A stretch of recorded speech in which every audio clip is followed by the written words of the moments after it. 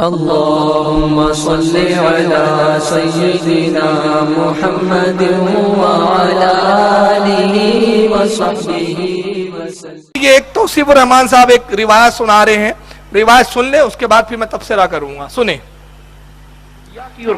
لیکن روایت سنانے سے پہلے میں دو باتیں عرض کر دوں۔ پہلی بات، ہم گفتگو کر رہے ہیں کہ رسول اللہ مالک جنت ہے، ان کا عقیدہ کیا ہے سن لیجئے، اس کے جواب میں کہہ رہے ہیں۔ دوسرا، چنتے بھی اتنے کمزور سہاروں کو ہے، یہ غیر مقلدین قوالوں کا رد کر رہا ہے یہ۔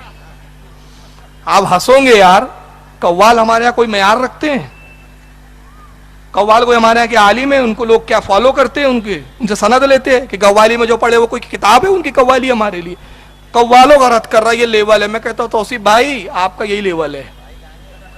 وہ توصیف بھائی میں طنزیہ کہہ رہا ہوں، میں اپنے اگر وہ میننگ میں لیا تو میں رجوع کر رہا ہوں اپنے جملوں سے۔ ہاں وہ بھائی ہمارے ہو بھی نہیں سکتے، یہ کہا ہم جنتی اور یہ کہا جہنمی، تال میل بیٹھ ہی نہیں سکتا بھائی۔ تو بہرحال طنزیہ میں نے کہا ہے، لیکن اگر اس کو بھی کسی نے غلط لیا تو میں اس سے بھی رجوع کرتا ہوں۔ تو بہرحال یہ صاحب جو ہے، اب آئیے کتنی ذریع گستاخی کی، پہلے وہ سن لیں، اس کے بعد پھر میں گفتگو کروں گا، اس کو غور سے سنیں۔ اور قوالوں کی جنت سے لڑائی ہے، جنت سے نفرت ہے۔ اور اللہ کے نبی صلی اللہ علیہ وسلم جب نماز کا وقت، دوران نماز آپ ایک قدم آگے بڑھتے ہیں اور ایک قدم پھر پیچھے ہٹے۔ اللہ کے نبی اب آگے کیوں بڑھے؟ کہا مجھے اللہ نے جنت دکھائی تھی جس کی طلب میں آگے بڑھا تھا، پھر مجھے جہنم دکھائی، میں نے اپنا سایہ اس میں دیکھا، پھر مجھے جہنم دکھائی، میں نے اپنا سایہ اس میں دیکھا اور میں دو قدم پیچھے ہٹا۔ یہ تو نبی ہے جو جنت کے لیے آگے بڑھ رہے، یہ تو نبی ہے جنہوں نے جنت کا تعارف کروایا۔ اور یہ ظالم کہتے ہیں پڑھی نمازیں رکھے روزے جنت پالی ملا، ہم تو خواجہ کے عشق میں جا کر اللہ سے ملے ہیں۔ پڑھی نمازیں روزے رکھے جنت پالی ملا۔ اب یہ کون قوال ہے اس کو تو میں بھی نہیں پہچانتا، کیونکہ میں قوالی بھی نہیں سنتا بھائی۔ اب اس قوال کا رد کر رہا ہے، یہ لیول ہے۔ بہرحال ابھی موضوع میرا قوالی نہیں ہے، ایسے کمزور سارے تم ہی تلاش کرو۔ اعلیٰ حضرت سے ٹکرانا، ان کے غلاموں سے ٹکرانا ویسے بھی تمہارے بس کی بات نہیں ہے۔ تم قوالوں کا رد کر کے خوش ہو، ہماری جاہل عوام کا رد کرو اور سمجھو ہم بہت بڑے دین کے ٹھیکیدار ہیں۔ آئیے اصل موضوع پہ جو بولنا چاہ رہا ہوں میں۔ توصیف الرحمان کہتا ہے کہ صوفیہ اور قوالوں کی جنت سے لڑائی ہے۔ اللہ کے رسول صلی اللہ علیہ وسلم نے فرمایا نماز کی حالت میں، نماز میں تھے اور نماز کے اندر آپ آگے بڑھے پھر پیچھے ہٹے۔ بعد میں صحابہ نے پوچھا اللہ کے نبی آپ نماز میں آگے کیوں بڑھے؟ تو توصیف الرحمان کہتا ہے کہ میں اللہ کے رسول نے فرمایا مجھے جنت دکھائی گئی تو میں جنت کی طلب میں آگے بڑھا، پھر میں پیچھے ہٹ گیا۔ پھر مجھے جہنم دکھائی گئی تو جہنم میں نے اپنے سائے کو دیکھا۔ معاذ اللہ۔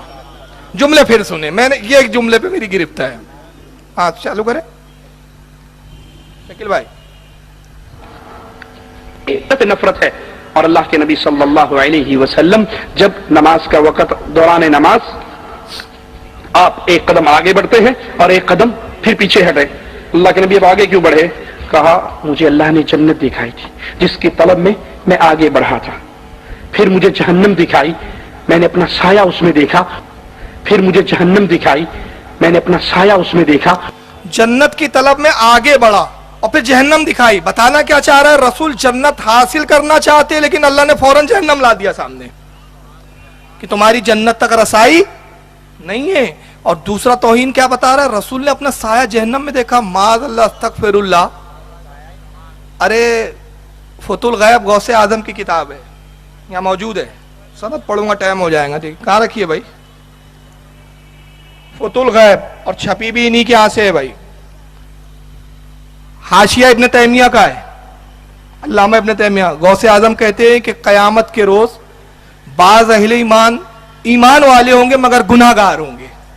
ایمان پکا تھا مگر گناہ کر بیٹھے، گناہوں کے سبب اللہ حکم دے گا جہنم میں ڈالو۔ سرکار غوث باغ حدیث نقل کرتے ہوئے کہتے ہیں کہ جب وہ جائیں گے جہنم کی طرف، جہنم ان سے بھاگیں گا، جہنم ان سے بھاگیں گا۔ اللہ خطاب کریں گا جہنم کیوں بھاگ رہا ہے؟ کہیں گا مولا ان کا نور ایمان میری آنکھ کو بجھائے دے رہا ہے۔ تو جہنم تو ان مومنوں سے بھاگے۔ اللہ فرمائے گا ان کے دلوں میں ایمان جگمگا رہا ہے، فرشتوں واپس کرو جنت میں ڈال دو۔ اور یہ نبی کا سایہ جہنم میں بتا رہا ہے. اس پر صرف اتنی گزارش کر رہا ہوں, کیونکہ یہ بولتے بریلی لوگ بہت چیلنج کرتے, میں چیلنج نہیں کرتا, گزارش کرتا. ہاتھو برہانکم ان کنتم صادقین. کس حدیث میں ہے؟ مجھے صرف حدیث چاہیے, میں اس پہ تبصرہ نہیں کرنا چاہ رہا. مجھے کوئی تبصرہ نہیں کرنا ہے کہ تم رسول اللہ کے سائے کو مانتے ہو یا نہیں مانتے ہو, رسول کو بے سایہ مانتے ہو یا معاذ اللہ تم رسول کو جہنم میں مانتے ہو نہیں مانتے. مجھے اس پہ کوئی تبصرہ نہیں کرنا ہے. تم اہل حدیث ہو, حدیث کے دعوے دار ہو, مجھے صرف اس حدیث کا پتہ بتاؤ. یہ کس حدیث میں ہے کہ رسول نے کہا میں نے جہنم میں اپنا سایہ دیکھا؟ وہ حدیث بتاؤ.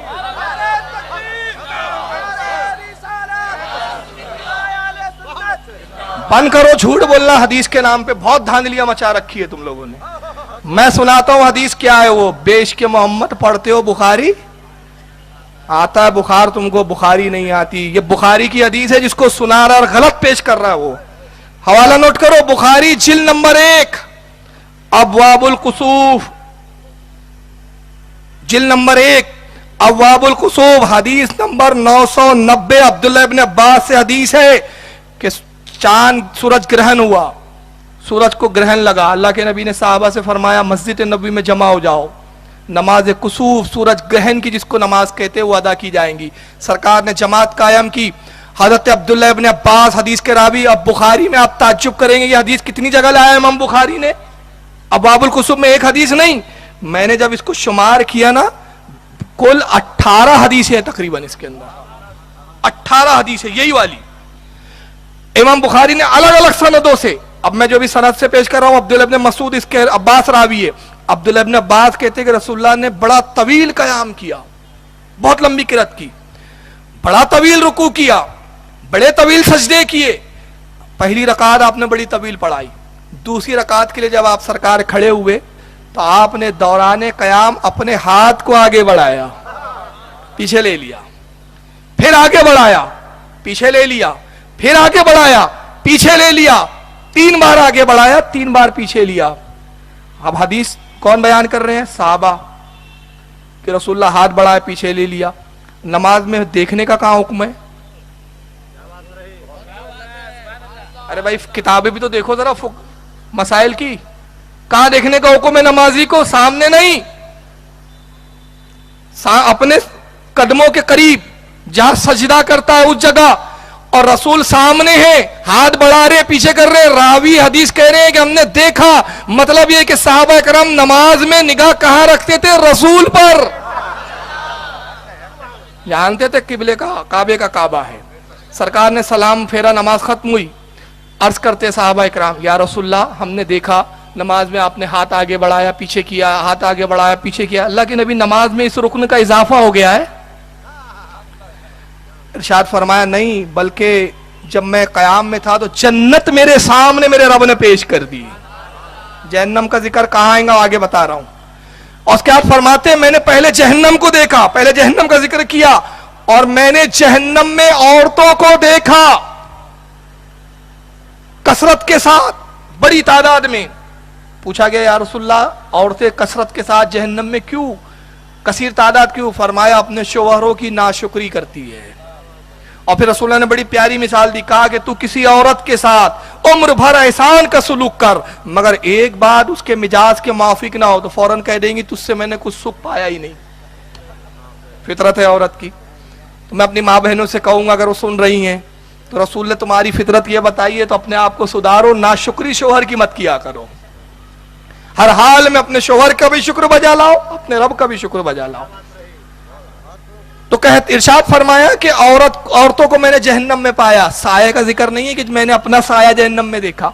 اور اس کے بعد فرمایا کہ میرے سامنے جنت پیش کی گئی, میں نے جنت میں انگوروں کے خوشوں کو لٹکتے ہوئے دیکھا, انگوروں کے گچھوں کو دیکھا. میں نے چاہا کہ انگوروں کے گچھوں میں سے ایک گچھا توڑوں اور تمہیں دے دوں, مگر میں باز آیا اس خیال سے کہ انتقال کے بعد, موت کے بعد دینے کا وعدہ ہے. میں نے پھر چاہا کہ توڑوں, پھر میں باز آیا, پھر چاہا کہ توڑوں, پھر باز آیا. قسم وحدہ لا شریک کی, اگر انگوروں کے خوشوں میں سے جنت کے ایک خوشہ میں توڑ کے تمہیں دیتا تم قیامت تک کھاتے اور وہ ختم نہ ہوتا. پوری حدیث نہیں بتایا اس نے. جنت دیکھی, جنت طلب میں آگے بڑھے, پھر جہنم آ گئی, جہنم میں سائے کو دیکھا. معاذ اللہ, جن کے عقیدے کے مطابق نبی کا سایہ ہی جہنم میں ہو، وہ کوئی کس عقیدے کے لوگ ہیں؟ وہ کون سے مسلمان ہیں؟ میرے نہیں سمجھ میں آ رہا بھائی. اور یہاں نبی نے اختیار بتایا، پوری حدیث سنا دیتا تو اس کے عقیدے کی دھجی اڑ جاتی. نماز رسول اللہ کہاں پڑھا رہے ہیں؟ مسجد نبوی میں. اور جنت کہاں ہے؟ 7ویں آسمان کے اوپر. ہر آسمان کا درمیانی فاصلہ 500 سال کی راہ، اور ہر درمیان کے درمیانی فاصلہ 500 سال کی راہ. آسمانوں کی موٹائی 500 سال کی راہ. 7 آسمان، نبی زمین پر مسجد نبوی میں، اور اپنا اختیار بتا رہے ہیں. میرا اختیار یہ کہ زمین پر کھڑے ہو کر ہاتھ بڑھاؤں تو جنت میں پہنچ جاتا ہے. اور صرف جنت میں نہیں پہنچتا. کمال یہ نہیں ہے کہ میں نے جنت تک ہاتھ اپنا پہنچا دیا. کمال تو یہ ہے میرا اختیار دیکھو. اگر میں چاہتا تو انگوروں کو توڑ کر لے آتا. بات سمجھ میں آ رہی ہے؟ جملوں پہ غور کریں. اگر میں چاہتا لے آتا، تو اس کا مطلب یہ ہوا کہ جو نبی جنت کی نعمتوں کو دنیا میں لا سکتا ہے تو دنیا کے خزانوں کو اپنے غلاموں میں تقسیم کیوں نہیں کر سکتا؟ تو اللہ کے نبی نے اس لیے فرمایا دنیا کے خزانے مجھے عطا کر دیے گئے، اب جو کچھ ملتا ہے وہ میرے در سے ملتا ہے. یہ بخاری کی حدیث ہے، باب ابواب